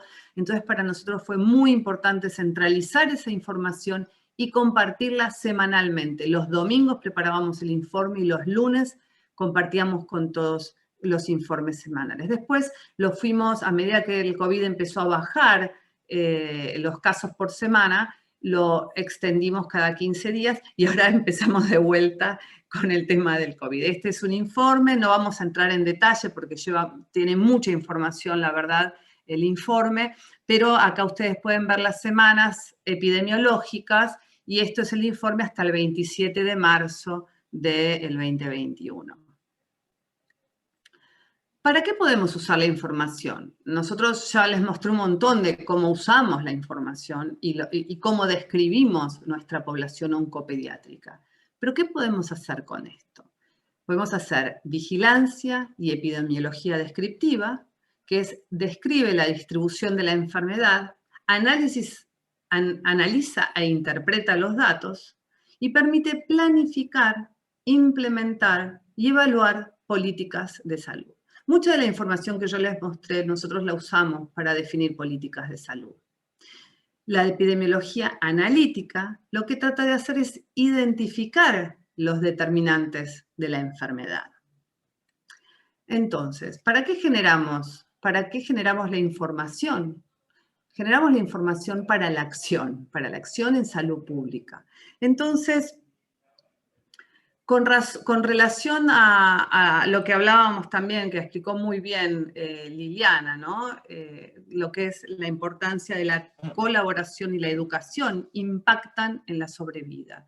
Y nosotros que tenemos una sobrevida, todos los países en Latinoamérica tenemos una sobrevida inferior a lo que tienen en los países en vías de desarrollo, pero también, como bien dijo Liliana, tenemos pacientes que llegan muy tarde al tratamiento, muy tarde al tratamiento. Es inadmisible el día de hoy que seguimos recibiendo pacientes con tumores óseos inadmisibles, con tumores del sistema nervioso central inadmisibles. O sea que tenemos que trabajar cada uno desde su lugar en la sospecha y el diagnóstico oportuno en pediatría. No nos podemos olvidar de eso. Tenemos que trabajar todo el tiempo, todos los años capacitando a nuestro personal de salud en cuándo sospechar cáncer en el niño, hacer talleres y no olvidarnos de eso, porque por más que los hagamos, nos seguimos encontrando con pacientes en estados que yo creo que no puede ser. O sea que tenemos que seguir fuertemente todos unidos trabajando y generando productos para ver de qué manera tenemos que llegar a donde tenemos que llegar, que son los estudiantes de medicina, los médicos generalistas, los pediatras, y tenemos que llegar sí o sí, a todos aquellos que están en contacto con los niños. Y seguimos con la información para la acción. Yo les mostré la mortalidad al mes y al año de las leucemias. ¿Cómo mejoramos esa mortalidad? ¿Cómo mejoramos, cómo disminuimos esa mortalidad? Soporte clínico. Entonces trabajamos muy fuerte en soporte clínico oncológico, cuidados paliativos, nuestra enfermería, manual de enfermería oncológica. Entonces esto se llama estandarización de prácticas. Las prácticas, las buenas prácticas se deben hacer en todas las unidades de hemato-oncología pediátrica de la misma manera. Hablamos de equidad, como dice también Liliana. Tenemos gran inequidad y la capacitación y la formación es la principal lucha y la principal herramienta que tenemos para mejorar nuestros pacientes. Formación de recursos humanos, clave, política de salud, formación de recursos. ¿Cómo pedimos más recurso humano? Y yo tengo que saber los datos para poder pedir recursos humanos. Si yo no sé cuántos casos tengo, cuántos pacientes, qué carga tengo, no tengo posibilidad de pedir más recurso humano. Entonces es muy importante saber dónde estamos parados para poder pedir recurso humano. Lo mismo promoción de investigación. Entonces, bueno, todo nos lleva a la importancia de la generación de información. Otra estrategia importante fue la que estamos atravesando también, que es la estratificación y certificación de unidades de hemato-oncología pediátrica. ¿Y cómo justificamos esta intervención? La justificamos porque tenemos diferencias muy importantes en sobrevida, tanto en todos los tumores en general, pero especialmente en leucemias, sistema nervioso central y tumores óseos tenemos una gran diferencia con lo que pasa, por ejemplo, en Alemania y Estados Unidos. Entonces, esta es nuestra justificación para hacer una intervención en salud. Por otro lado, también sabemos que hay patologías que requieren expertise, entonces esas patologías se deben atender en centros que tengan un volumen de pacientes que puedan y tengan la capacidad para tratar esos pacientes. ¿Esto qué quiere decir? Nosotros lo que queremos llegar es al concepto de un paciente compartido, no que tenga que tratarse todo el tratamiento y se tenga que ir por tal vez 1, 2, 3, 4 años, sino que haya una comunicación y equipos tratantes en distintas unidades de oncología pediátrica que estén trabajando de una manera en armonía y con estándares y con estandarización de prácticas, donde no haya una diferencia, sino que todo el sostén del paciente y todo permita que ese paciente pueda fluir en el sistema de salud. ¿Todos los pacientes pueden hacer eso? No. Algunos sí, algunos no. Y esto se trabaja paciente por paciente, ¿sí? Pero ese es un poco lo que estamos tratando de trabajar armando la red de oncopediatría en Argentina. Entonces el paciente es compartido, se estratifican las unidades en relación a recursos humanos, infraestructura, estudio por imágenes, atención integral, pacientes de alto riesgo, pero la institución no se estratifica per se, sino es la patología que se atiende en esa institución. Porque una institución puede tener todos los estándares para atender una leucemia, pero no atiende tumores del sistema nervioso central porque, por ejemplo, no tiene neurocirujano. Entonces, para las leucemias tiene el máximo capacidad de resolución y para los tumores del sistema nervioso central, tal vez en algún momento del tratamiento, especialmente en el quirúrgico y en el diagnóstico inicial, tal vez tenga que migrar o no. Eso también se plantea paciente por paciente. ¿Para qué podemos usar la información? Bueno, hablamos un poquito de epidemiología analítica, que dijimos que identifica los determinantes de la enfermedad. Hay diseños de estudios de prevalencia, estudio de caso control, estudio de corte. Caso padres o tríada, esto se está usando para estudios genómicos de la mamá, papá y pacientito. ¿Se imaginan que para este nivel de diseño se requiere tener muy buenos datos de información y de registro? se está tendiendo cada vez más a este tipo de estudios, entonces es súper de vuelta importante la metodología de registro del paciente. En cuanto a los factores de riesgo, se imaginan que los factores de riesgo ambientales para los niños que tienen un proceso muy corto de desarrollo, no hay mucho que decir.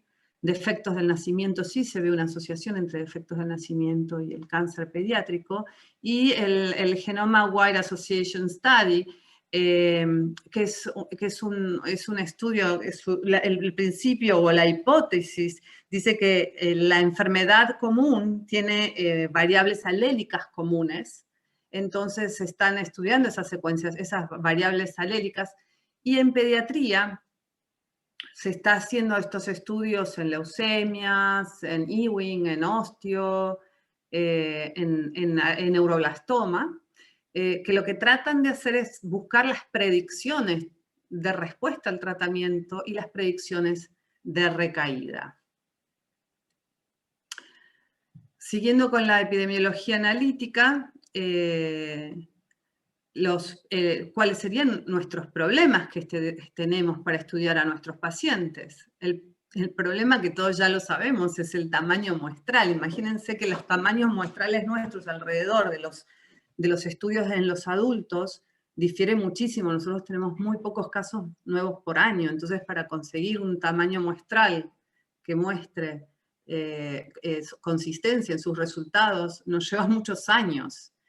Por otro lado, la definición de caso. Y la definición de caso a veces nos pasa que en la codificación internacional, y lo pongo como un ejemplo, como los tumores del sistema nervioso central, algunos países incluyen los tumores benignos y otros no. Entonces, cuando comparamos las tasas de incidencia globales, vamos a ver un desbalance que no vamos a entender dónde está esa diferencia. Y cuando vamos a tumores del sistema nervioso central, vamos a ver que algunos tienen mucho más tumores cerebrales que otros, pero en algunos los craniofaringiomas, los pilocíticos no se incluyen. Entonces, esas codificaciones a veces hacen que haya un cambio en incidencia. Y después el efecto genético de la madre. Y acá vamos a estas variaciones que podemos encontrar y estudiar, que es dónde vivimos. Los que viven en estas distintas fotos, ¿tienen la misma posibilidad de tener cáncer pediátrico? Todos los orígenes variados del universo, ¿tenemos la misma posibilidad o la misma posibilidad de tener cáncer pediátrico? Los hábitos que tenemos en las distintas sociedades, o incluso dentro de una misma sociedad, en distintas culturas dentro de la misma sociedad, ¿no? Uno ve cómo es la forma de vivir de cada uno. ¿Cómo nos alimentamos? ¿Es lo mismo? Las infecciones. Claramente hay una asociación entre cáncer e infecciones, no tengo ni que decírselos, ¿no? Que el papilomavirus, carcinoma cervicouterino, Helicobacter pylori para el cáncer de estómago, Epstein-Barr, citomegalovirus para los linfomas, Hodgkin, no Hodgkin, o sea, claramente hay asociaciones. Tenemos mucho que hacer, mucho que estudiar. Entonces, bueno, ahora terminando y recorriendo los temas, hablamos un poco de cómo generamos los datos, qué información básica nos brindan, qué importantes son y para qué podemos usar la información. Así que bueno, acá terminamos. Muchísimas gracias a toda mi amada Latinoamérica, nuestra amada Latinoamérica. Muchas gracias. Muchas gracias, Flor. Excelente tu presentación también, como siempre. Gracias. Creo que, como dijiste, fue un gran complemento a la charla de Liliana. Y bueno, los invitamos a todos nuevamente a que pongan sus cámaras, habiliten sus micrófonos, a que puedan hacer comentarios o preguntas.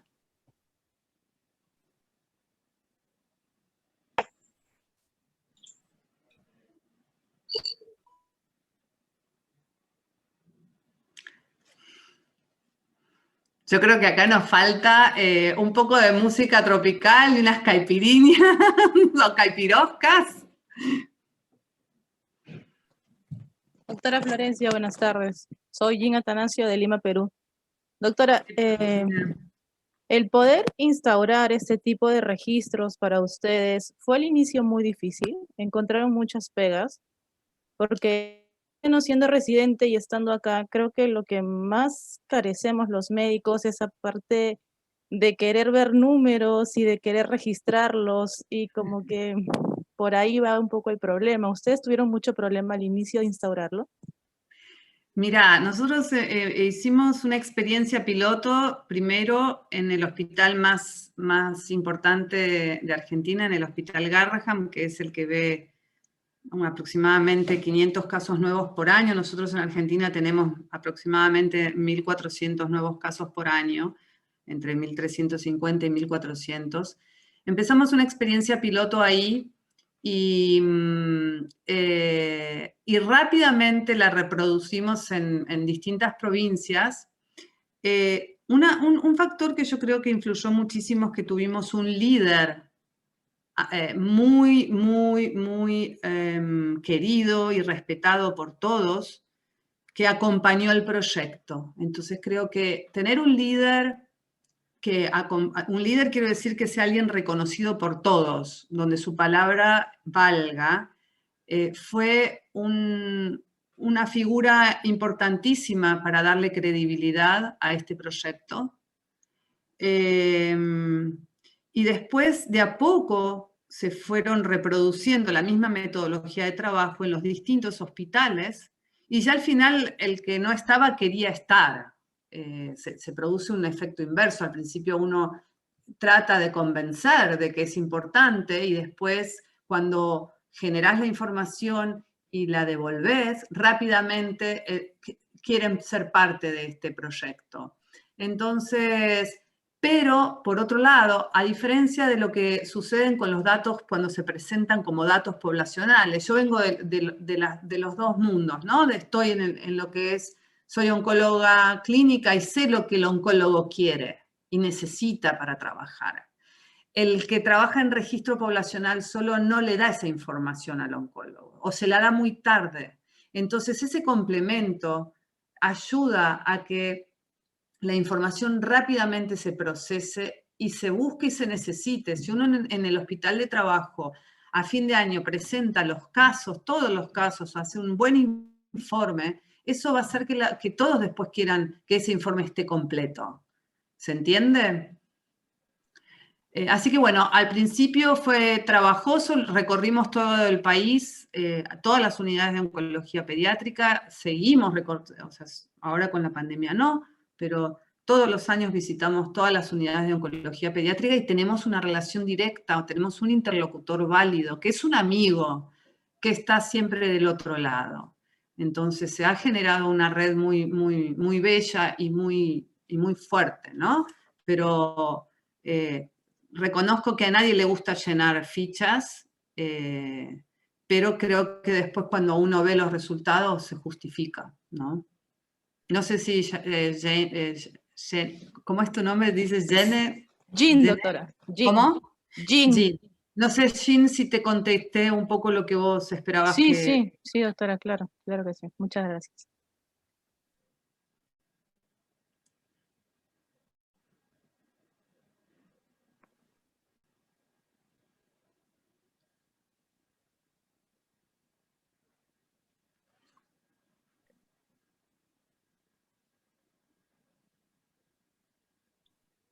La verdad es que, No sé bueno... si, tal vez alguien quiere comentar en alguno de los países, porque veo que hay representantes de distintos países. Si alguno quiere comentar un poco su situación, ya sea hospitalaria o si tiene un registro poblacional, sería lindo poder que lo puedan compartir.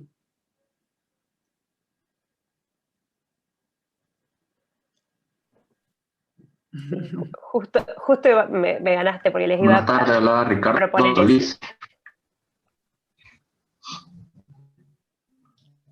Hola, Ricardo. Yo soy de Nicaragua, pero actualmente estoy en Guatemala. ¿Qué tal, Ricardo? Mucho gusto. Mucho gusto. Me queda una duda porque hace unos 2 años yo estuve registrando información. Mucho gusto. Hace unos años registrando información de sólido y una es la de ver los estadios de estos tumores. No, a veces no se podían aplicar porque tal vez teníamos un protocolo diferente que al de otro centro o al de otros países.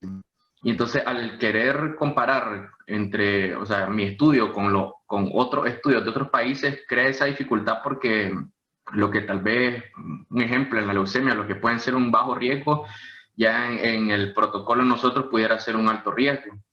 Y esto al final no podíamos extrapolar esos resultados. Entonces, no sé usted cómo habrán hecho ahí en Argentina para, si hacen solo con el registro poblacional que trata de abarcar, de meter todos los pacientes en un solo estadio, o si usaba diferentes tipos de clasificaciones en dependencia del centro que estén estudiando. A veces pasa que, digamos, en los hospitales del seguro usan un tipo de clasificación y el hospital público usa otro tipo de clasificación o de estadificación. Y entonces al final, a la hora de registrarlo, hay pacientes que no saben en qué casilla ponerlo. Entiendo. Para los tumores más comunes se usan los estadios más comunes, digamos. Para Hodgkin usa, o sea, para cada uno usas el que se usa clásicamente. Para las leucemias tenés razón, porque depende si es alto riesgo, intermedio o bajo riesgo, tal vez no es lo mismo en cada institución. Hay una clasificación que se llama clasificación Toronto, que se juntaron de todos los países oncólogos, hematólogos, para tratar de unificar y armonizar estas diferencias para que hablemos el mismo lenguaje. Si querés después googlealo, porque se llama estadificación Toronto, y ahí vas a tener te va mostrando las alternativas que vos propones. De todos modos, a mí lo que me gusta en tumores sólidos es si es metastásico o no metastásico. Con eso no te vas a equivocar nunca, si es metastásico o no metastásico. Entonces, cuando yo tengo que comparar, y en la mayoría de los artículos, cuando no son artículos específicos, sino que hablan de tumores sólidos, la diferenciación entre metastásicos y no metastásicos no te vas a equivocar y es lo más aproximado cuando hablas de poblaciones. Ahora, cuando ya hablas de tumores específicos, ahí vas más fino, ahí vas a... Y cuando comparás poblaciones, fíjate lo que te dije de estadificación Toronto.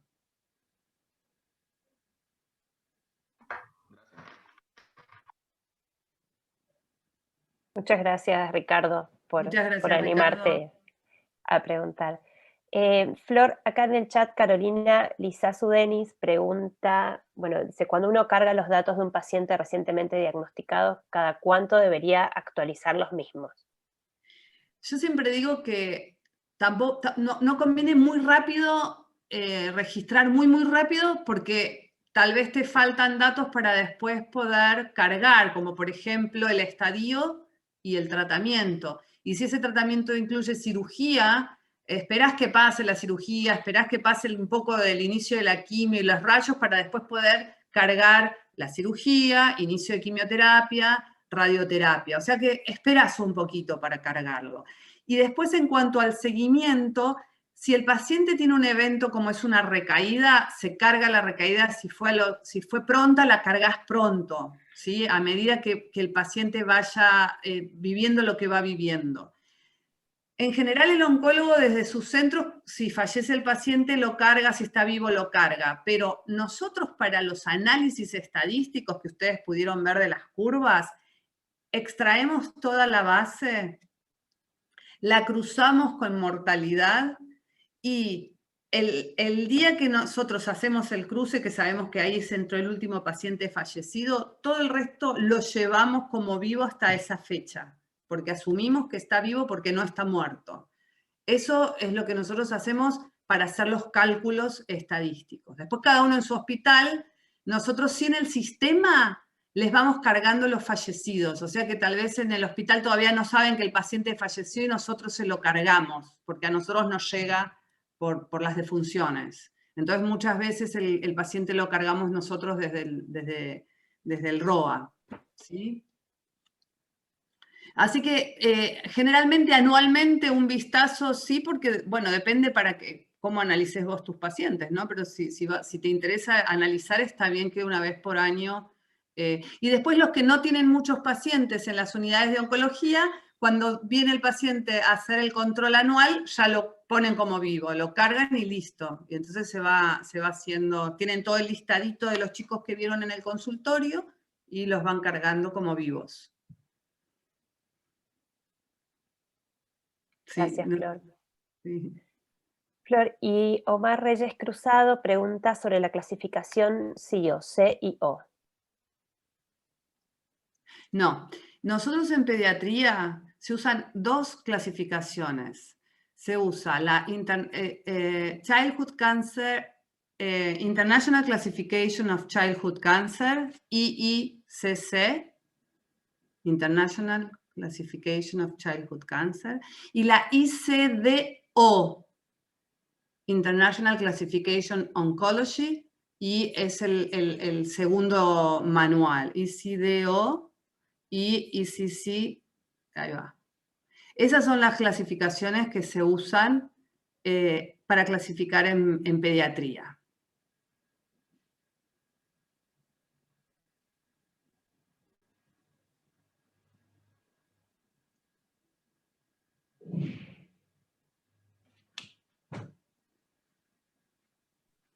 Perfecto, Flor, ahí lo puse en el chat, las siglas de las clasificaciones.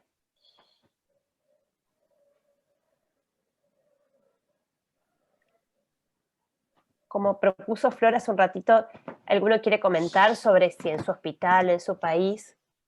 Perdón, la tengo a mi hija. Luna. ¿Tienen registros o están en proceso de armar un registro?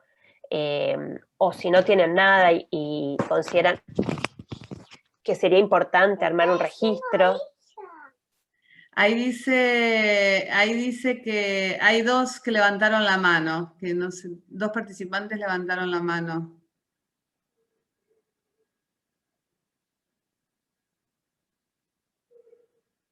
A ver, ahí ya lo miramos.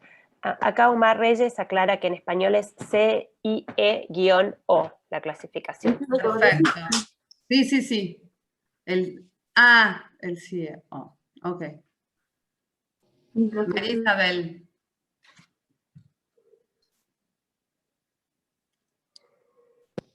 Hola, buenas tardes. Bueno, yo estoy aquí en UNOP, en Guatemala, soy fellow de oncología y donde yo radico es en Ecuador. Nosotros en Ecuador usamos el CIE-10, que es la clasificación internacional, entonces yo quería saber, pero creo que ya lo mandaron justo por mensaje ahora, porque esa es la clasificación que nosotros usamos por un tema de salud pública, lo usamos en general, no distingue pacientes pediátricos de adultos y por ende no es una clasificación que tenga muchas especificaciones o subespecificaciones. Y en cuanto al registro de Ecuador, sí va tardío, porque no es algo que se haga constantemente.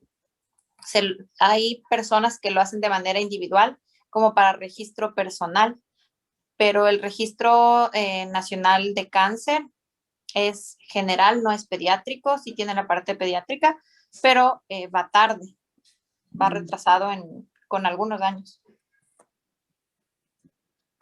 Muchísimas gracias por compartirlo, María Isabel. Flor, y acá, bueno, Mónica Edomena, desde Chile también, nos comenta que el programa PINDA en Chile lleva el registro de los pacientes y los informa en reuniones anuales a través del CIE-10. Bueno, y agradece por tus datos. Sí, obvio, el PINDA es un lujo. Visité también, estuve trabajando con ellos ahí en Chile. Sí. También estuve en Ecuador y también en Nicaragua y en Guatemala y en El Salvador, en Perú, varias veces trabajando, ¿no? Tratando de mejorar la calidad de la información.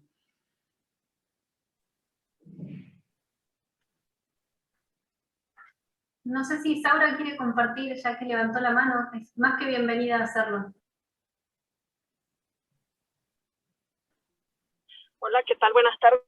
Saura, soy de Nicaragua, pero estoy ahorita en Guatemala haciendo el celo. Quería hacer dos comentarios. Primero, en cuanto a esto que hablábamos de muchos pacientes que todavía no estamos captando y el gran reto que eso representa para de manera general a todos los países de Latinoamérica, pero siento que para Centroamérica también es todavía mayor.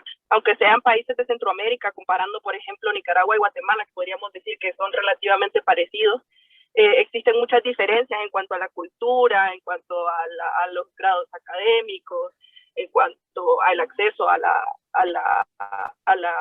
educación, y no solo a la educación, sino a la salud, las grandes distancias, son países muy grandes. Entonces, todos esos factores representan un reto muy importante. Y en cuanto a la segunda presentación, pues felicitarle, porque en realidad que es un trabajo bien difícil, y que sé que en Nicaragua ya se inició hace algún tiempo, y que en Guatemala también ya se lleva, pero igual representado por todo lo que mencionaba previo, un reto. Se trata de tener la información actualizada y tener todos los pacientes, pero hay una gran cantidad de pacientes que no logramos captar. Hay una gran cantidad de pacientes que ni siquiera llegan a nuestras unidades y no reciben atención, y que solo escuchamos las historias de que fallecieron en casa o que no pudieron acceder.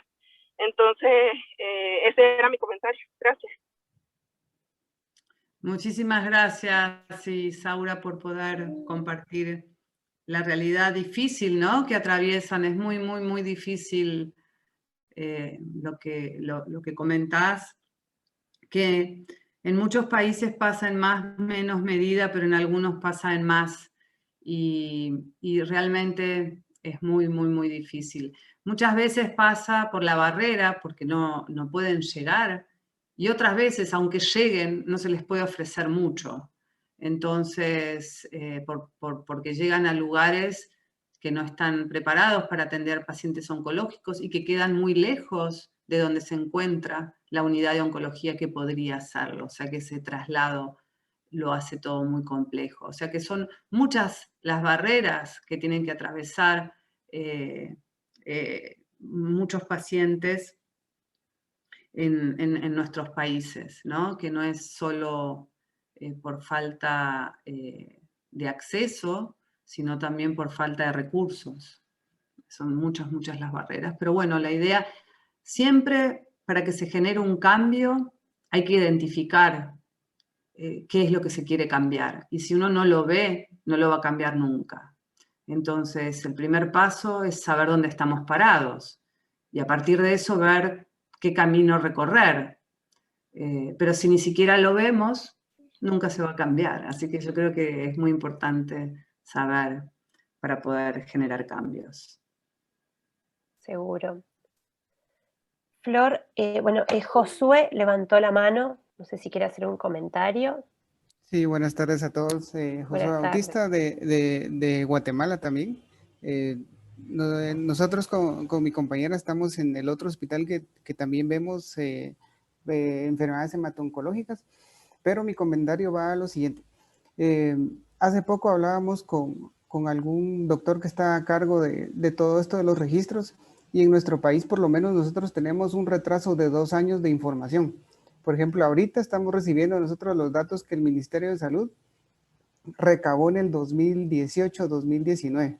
Entonces eso nos hace, en parte analizando el problema, es porque en el Ministerio de Salud tenemos 1 o 2 digitadores que son los encargados de digitar todo el sistema nacional. Y de los pocos datos que se documentan, el segundo error en nuestro país, o por lo menos en el sistema de salud, es el método estadístico que se usa para analizar, que muchas veces es muy deficiente. Entonces, recabamos mucha información porque al momento de investigar un poco más, si tenemos datos o no, sí tenemos, pero no se analizan de una forma adecuada. Entonces, ahí ya no se genera pues propuestas, y las legislaciones pues también nos limitan a poder tener mejores recursos. Bueno, importante lo que decís, Josué.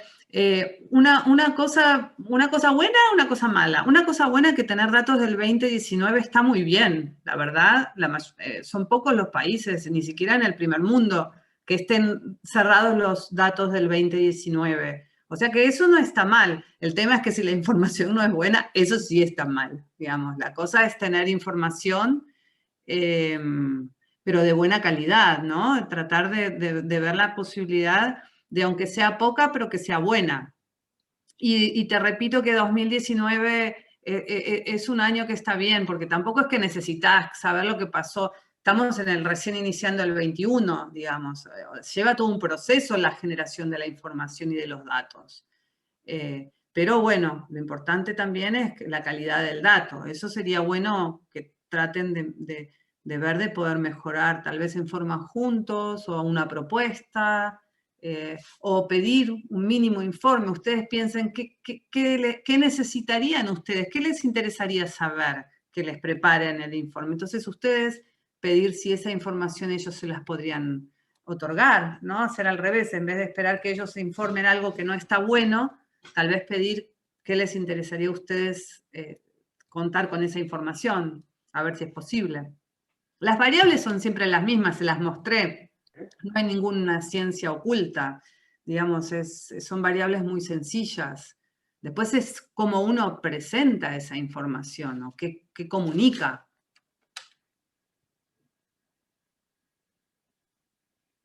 Gracias, Flor. Acá hay otra, en el chat me parece que hay... Sí, en el chat Andrea había levantado la mano, después la bajó, no sé si quiere hacer un comentario. Y en el chat sí, tenemos un comentario de María Cecilia Serralunga, que es de Mar del Plata, Argentina.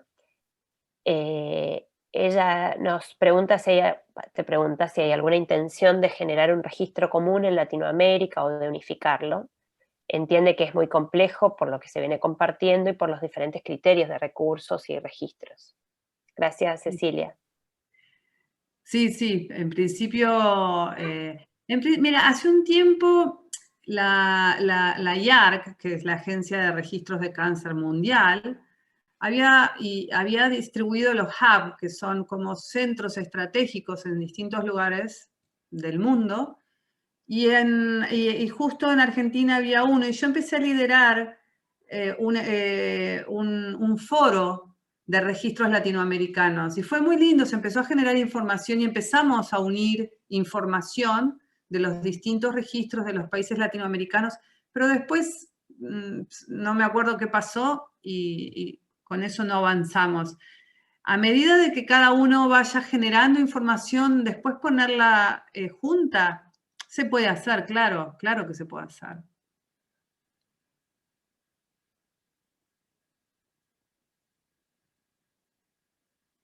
Acá estás, Clau, estás muteada, ¿eh? Perdón, tenés razón. Lina González Ruiz levantó la mano. Si querés compartir, Lina, con nosotros. Hola, ¿cómo están? Mucho gusto. Les hablo desde Colombia. Yo voy a empezar mi fellow en Chile, pero en este momento estoy en Colombia todavía. Y les quería comentar, pues, de lo que conozco ahora en Colombia. Hay un registro de cáncer que se llama Vigicáncer, el Registro Poblacional de Cáncer Infantil.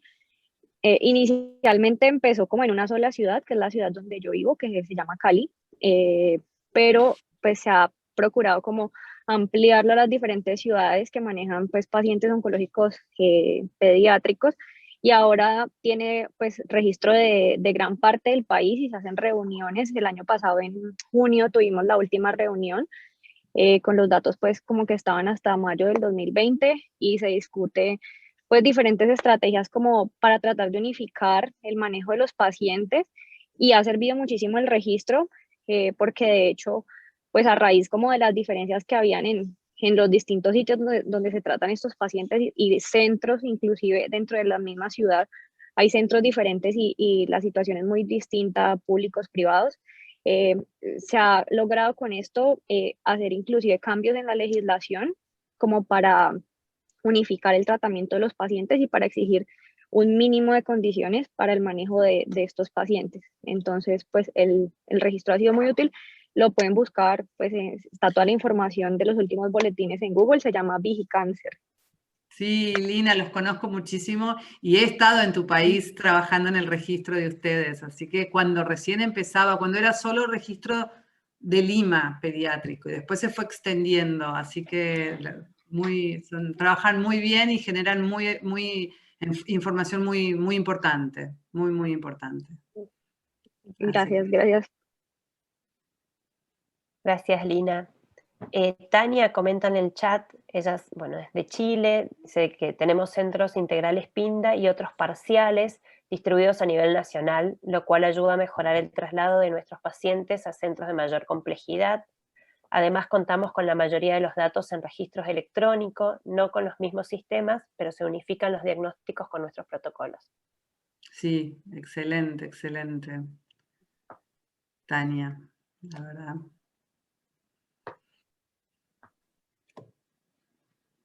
Mira cómo queda.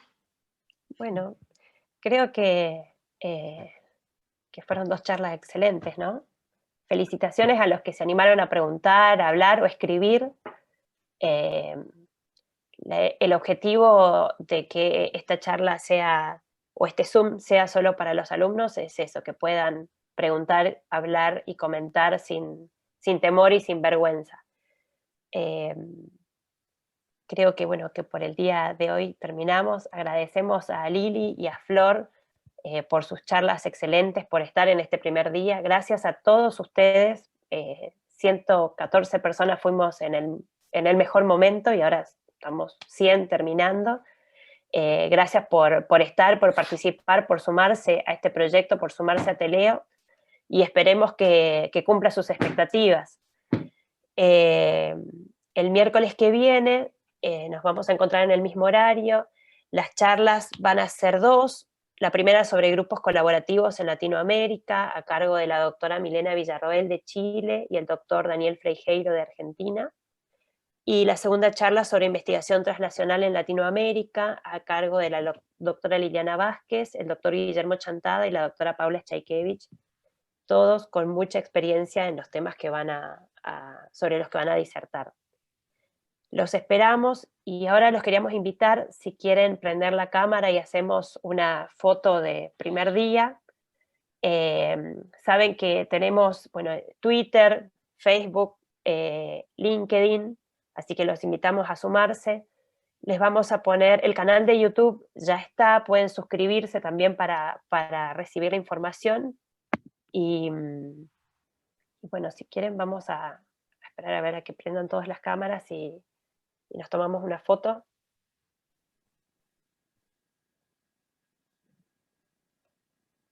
Ahí, pero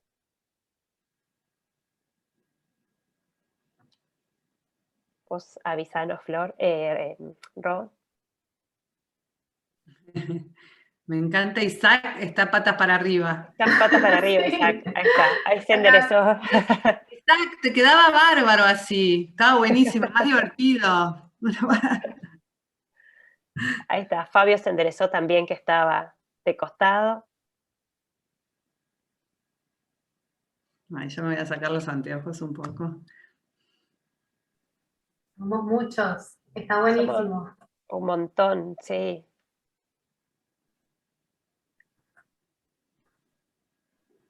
Bien. Ya estamos todos los que se animaron a prender la cámara, así que muchísimas gracias. Bueno, gracias a todos, gracias a los que se animaron a prender la cámara. Y bueno, bienvenidos de vuelta, muchas gracias por estar hoy, gracias de nuevo Lili, gracias de nuevo Flor. Y bueno chicos, bienvenidos, arrancamos.